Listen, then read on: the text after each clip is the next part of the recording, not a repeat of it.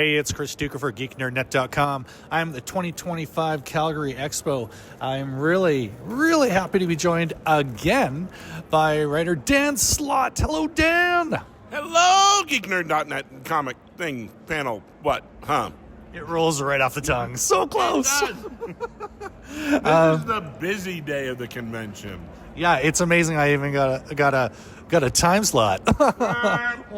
And the interview's over. Hey, so Dan, last year you and I met for the first time at the 2024 Calgary Expo, and at that time we were talking big things like Spider-Man and huger things for you like Doctor Who. Yeah. And now, fast forward a year, and you've jump ship, so to speak, gone over to DC. I just watched you in a really awesome panel with Jason Aaron and moderator Steph Girk, and where you talked about one of the reasons you made the leap, pun intended, to DC is because of the new Superman and James Gunn, that direction of storytelling happening at DC. Oh, very much so. When I was working on Spider-Man for many years. When you add in the new Bagley book, it comes out to about over 12 years, which is crazy. And during that time, DC knocked on my door. This is the third time they offered me Superman. And Superman, along with Spider-Man, is up on my Mount Rushmore of superheroes. It was really hard to say no each time. And so this time it was very okay, I'm crumbling. Huh. I have no excuse. I've got close to 200 issues of Spider-Man under my belt. I'm ready. I'm good. Nice. Just a few. Just a few. And people are one of the questions I've been getting, I've gotten it more than twice now, is, do you have a reckoning war for the DC universe?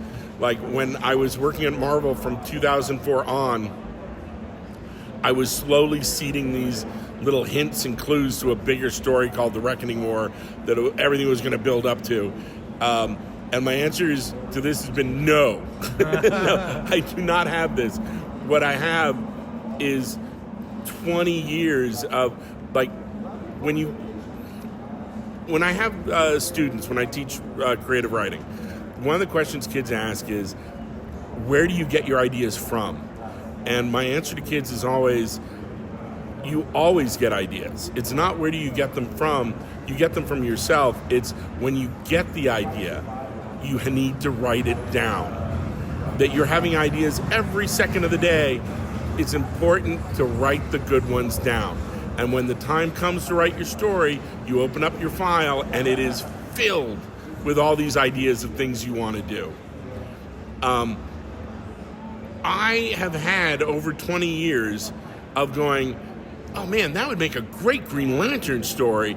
Write it down, put it in the Green Lantern file. That would be a great Batman story. Write it down, put it into the enormous Batman file. And right up there is that would be a really cool Superman story.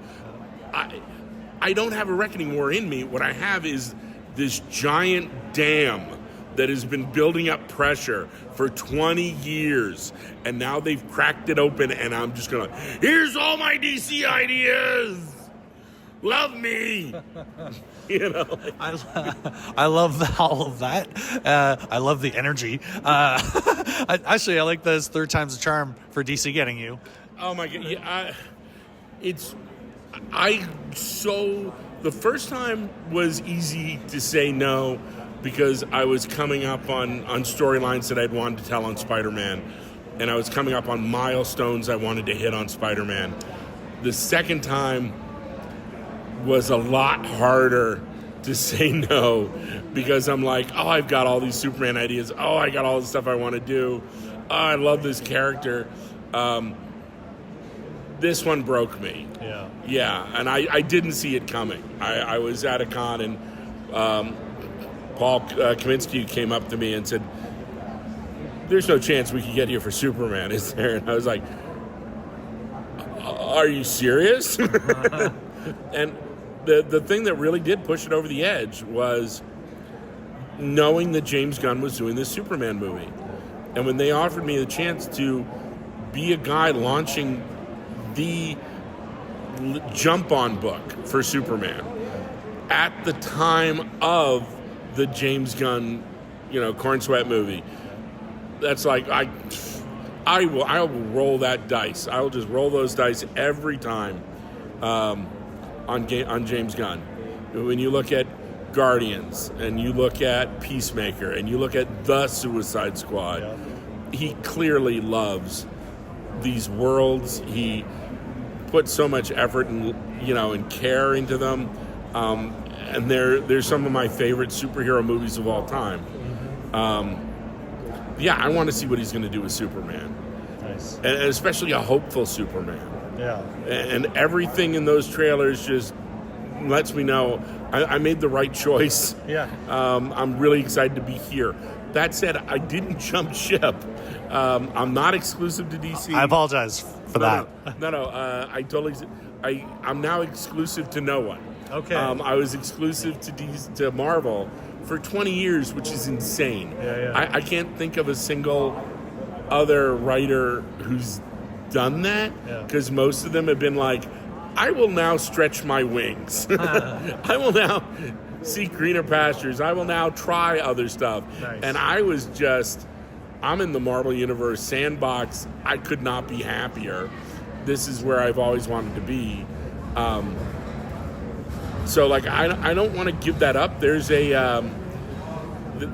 once Spider-Boy wraps at issue 20, there are things like a Fantastic Four anthology, which I'm taking part in with Marcos Martin to tell a Thing story, one of my favorite characters. Excellent.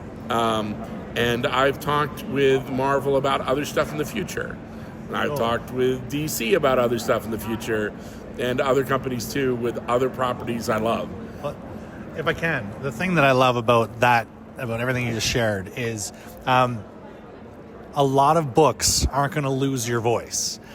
So I'm excited to know that you've got all these other books. Let's say, for right now, DC and Marvel down the road. However, last year when you and I chatted, you gave me the rundown on the story of how you when you were still exclusively with Marvel at the time, you said, okay, if my contract was coming up, I put this little nugget in there that I get to do one Doctor Who story, and you did a big one. Now that we're at where we're at, a year later, are you going to do more than one Doctor Who story? Yes, absolutely. Now that I'm a free man and can work for anyone, I am absolutely Titan, and I are going to do more Doctor Who stuff.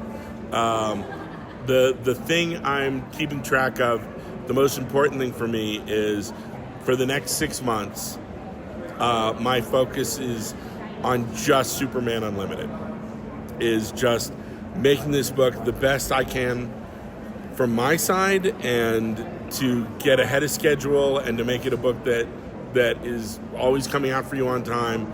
I'm working with Rafa Albuquerque, whose artwork is gorgeous, and Marcello, who's doing the coloring, is beautiful. Dave Sharp on lettering.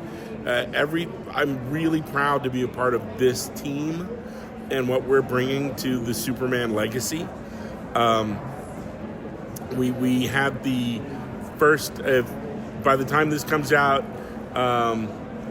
if you haven't hit Free Comic Book Day yet, you can try the first 10 pages of one of the let me start that over. Free Comic Book Day, there's a 10-page Superman Unlimited story by the team, so you get a chance to Baskin Robbins pink spoon us to see what the storytelling's like, what the art's like, and I think we'll just bring you in. Yeah. Once you read this 10-page story in DC's Free Comic Book Day issue, on May 21st, Superman Unlimited #1 comes out, and it's more of the same. It's more of that chunky Superman goodness. Nice. The one thing too that I want to ask you about, and again going back to the panel you just did this afternoon, which I loved your explanation of it. Someone had said Superman, Truth, Justice, the American Way. You gave the rundown of all these little pieces of mythos of Superman, the phrases. Can run through that again and give the answer you gave, because you're right about being Superman for everybody. No. There's certain elements of the Superman mythos that since the character's been around since the late 30s, he's appeared in so many different mediums, and each time the different mediums add to the legacy, the mythos, the lexicon of everything that's in Superman's world. So things that we take for granted, like him saying, up, up, and away, that was from the radio show to let people know that he was flying. And also from the radio show, there's the expression, this looks like a job for Superman. But the reason it's there was to let the radio audience know that the same voice actor who was voicing Clark Kent was also voicing Superman, even though their voices sounded different. Because he would go, this looks like a job for Superman. Yeah. And then he could be in his Superman voice. And that becomes part of the legacy. The phrase truth and justice existed in Superman mythos before truth, justice, and the American way. That was tacked on later in the 50s during the whole McCarthy era. I don't think it speaks to Superman, because Superman is a hero who looks after all of us. Superman cares for everyone. Does he care for America? Yes! Was he raised as a Kansas farm boy? Absolutely. Does he, care about, does he pledge allegiance to the American flag in school? Without a doubt. But when he's Superman, he's the Superman for planet Earth. We're his adopted planet, not his adopted nation. Right. Superman is here for every single person. And that includes Americans, but it also includes Canadians. And Russians. And Italians and everybody. Yeah. He's Superman for everybody. Nice. With Superman Unlimited coming out May 21st, 2025, can you give a tease, almost like a little trailer of what people can expect maybe from, or do you want to wait and have people open the book themselves? In a perfect world, I would like everyone to wait and open, but I want butts in seats. So here's what it's about. Yeah. This is a Superman with the issue. So the Superman Unlimited #1, our first issue, it's really designed to be a comic book for everyone. That if you have never read a Superman book before, if you've never read a DC comic book before, if you've never read a comic book before, if you just went out and saw the movie and are super excited and want to learn more about Superman, you can read Superman Unlimited #1. And it will, in the course of telling you a big new story with big new ramifications for Superman and Superman's world, you will also get everything you've ever needed to know about Superman. And everything, this is going to be so new reader friendly, young readers, old readers, readers of every stripe. You can just pick this up, boom, you're in the world. And if you like it, come back for next month. Nice. I love that, and I'm excited, even as a longtime Superman fan. I can't wait to read your take on it and enjoy it and take it in. You have to do a crypto story, please. We're way ahead of you. Crypto is all over issue 3. Okay, perfect. You're going to get so much crypto in issue 3. And there's also a great new crypto book coming out by Ryan North, who's the current Fantastic Four writer.